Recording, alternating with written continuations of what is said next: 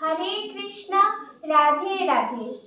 রাধা অষ্টমীর দিন মরে গেলেও এই 4টি সবজি খাবেন না, ভিখিরি হয়ে যাবেন। রাধা অষ্টমী তিথিতে 4টি সবজি খাওয়া একেবারেই নিষিদ্ধ। এই সবজিগুলি খেলে সারা বছর চরম অর্থ কষ্ট ভুগতে হবে, না হলে সংসারে আগুন জ্বলবে এবং হঠাৎ করে আসা রোগ ব্যাধি আপনাকে নাজেহাল করে দেবে। কাজকর্মে বাধা সৃষ্টি করবে, ব্যবসা বা চাকরির জায়গায় প্রচণ্ড সমস্যার সৃষ্টি করবে, আর্থিক সংকটে পড়ে মানুষ ভিখিরি হয়ে যেতে পারে। তাই অষ্টমীর দিন ভুলেও মুখে তুলবেন না এই 4টি সবজি। বন্ধুরা, কৃপা করে সকলে রাধা অষ্টমী ব্রত পালন করবেন। রাধে রাধে। বন্ধুরা, আমি মিতাস ক্রিয়েশন চ্যানেলে আপনাদের স্বাগত জানাই। বন্ধুরা, আশা করি গোবিন্দের কৃপায় আপনারা সকলে খুব ভালো আছেন। আপনি যদি চ্যানেলে নতুন হন তাহলে চ্যানেলটিকে সাবস্ক্রাইব করে পাশে থাকা বেল আইকনটি ক্লিক করে যাবেন আর ভিডিওটি অবশ্যই শেষ পর্যন্ত দেখবেন। বন্ধুরা, বারাসনের রাধারানী হলেন মা লক্ষ্মী প্রতিরূপ। যে কোনো কাজে সাফল্য পেতে হলে মা লক্ষ্মীর আশীর্বাদ প্রয়োজন। তাই জীবনের সুখ সমৃদ্ধি এবং আর্থিক দিক থেকে সচ্ছল হতে গেলে মা লক্ষ্মী তথা রাধারানীকে সন্তুষ্ট রাখা অত্যন্ত জরুরি। এমন কোনো কাজ করবেন না যাতে মা লক্ষ্মী বা রাধারানী রুষ্ট হন। যার উপর রাধারানী রুষ্ট হন, ভগবান শ্রীকৃষ্ণ তার দিক থেকে মুখ ফিরিয়ে নেন। স্বয়ং কৃষ্ণ বলেছেন যে যে ব্যক্তি রাধা নাম করে সেই ব্যক্তি আমার অত্যন্ত প্রিয়। ভাদ্রপদ মাসের শুক্লপক্ষের অষ্টমী তিথিতে রাধা অষ্টমী পালিত হয়। জন্মাষ্টমীর 15 দিন পর আসে এই উৎসব।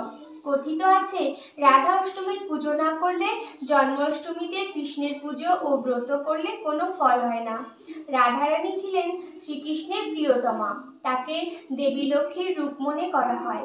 এটা বিশ্বাস করা হয় যে রাধা অষ্টমীতে যারা রাধাকৃষ্ণের আরাধনা করেন তাদের কখনো অর্থের অভাব হয় না, সংসারে সর্বদা শান্তি বিরাজ করে। আসুন জেনে নেওয়া যাক এই বছরের রাধা অষ্টমীর তারিখ, শুভ সময় ও গুরুত্ব। জ্যোতিষশাস্ত্রে ও হিন্দু ধর্মে রাধা অষ্টমীর বিশেষ গুরুত্ব রয়েছে। প্রতি বছর জন্মাষ্টমীর থেকে 15 দিন পরেই হয় রাধা অষ্টমী। এবছর রাধা অষ্টমী পালিত হবে সেপ্টেম্বর মাসের 11 তারিখ। এই বছর ভাদ্রপদ মাসের শুক্লপক্ষের অষ্টমী তিথি 10ই সেপ্টেম্বর মঙ্গলবার রাত 11টা 11 মিনিট থেকে শুরু হচ্ছে এবং এই তিথি বুধবার 11 সেপ্টেম্বর রাত 11টা 46 মিনিটে শেষ হবে। উদয় তিথির ভিত্তিতে 11 সেপ্টেম্বর রাধা অষ্টমীর পবিত্র উৎসব পালিত হবে। রাধা অষ্টমী ব্রতের সময় কিছু খাবার খাওয়া একদমই নিষিদ্ধ। রাধা অষ্টমীর দিন নিরামিষ খাবার খাওয়া উচিত। শ্রদ্ধা ও ভক্তি সহকারে উপবাস পালন করা উচিত। এই দিন সমস্ত রকম তামসিক খাদ্য বর্জন করা উচিত। এই দিনে মাংস, মাছ, ডিম, পেঁয়াজ, রসুন ইত্যাদি খাওয়া নিষিদ্ধ। এগুলোকে সাত্ত্বিক খাদ্য হিসাবে বিবেচনা করা হয় না। মশলাদার এবং ভাজা মশলাদার খাবারও এই দিনে খাওয়া উচিত নয়। এগুলো পরিপাকতন্ত্রের ওপর খারাপ প্রভাব ফেলতে পারে এবং মনকে বিক্ষিপ্ত করতে পারে। কেউ কেউ রাধা অষ্টমীর উপবাসে লবণ খান না, তবে সন্দব লবণ ব্যবহার করা যেতে পারে। তেতো স্বাদের খাবার যেমন করলা, নিম ইত্যাদি খাওয়া উচিত নয়। এগুলো রসের ভারসাম্য নষ্ট করতে পারে। কিছু কিছু লোক বিশ্বাস করেন যে রাধা অষ্টমীর দিন অঙ্কুরিত শস্য যেমন বার্লি, গম ইত্যাদি খাওয়া উচিত নয়। এই পবিত্র দিনে টাটকা ও সাত্ত্বিক খাবার খেতে হবে। বাসি ও নষ্ট খাবার খাওয়া থেকে বিরত থাকতে হবে। চা, কফির মতো ক্যাফিনযুক্ত পানীয় এই দিনে খাওয়া উচিত নয়। এগুলো মনকে বিরক্ত করতে পারে।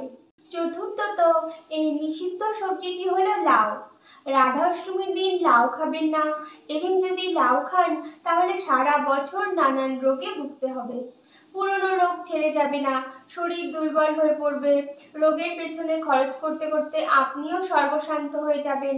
আপনি বা আপনার পরিবারের সদস্যরা কোনোভাবেই লাউ খাবেন না। বন্ধুরা, আশা করি ভিডিওটি ভালো লেগেছে। ভালো লাগলে লাইক করবেন, আর যারা রাধা অষ্টমী ব্রত পালন করছেন পারলে তাদের উদ্দেশ্যে শেয়ার করবেন। সকলেই ভালো থাকুন এবং সুস্থ থাকুন, এই কামনা রেখে আজকে এখানেই শেষ করলাম। নমস্কার, ধন্যবাদ। ঈশ্বর আপনার মঙ্গল করুন। জয় শ্রীকৃষ্ণ। রাধে রাধে।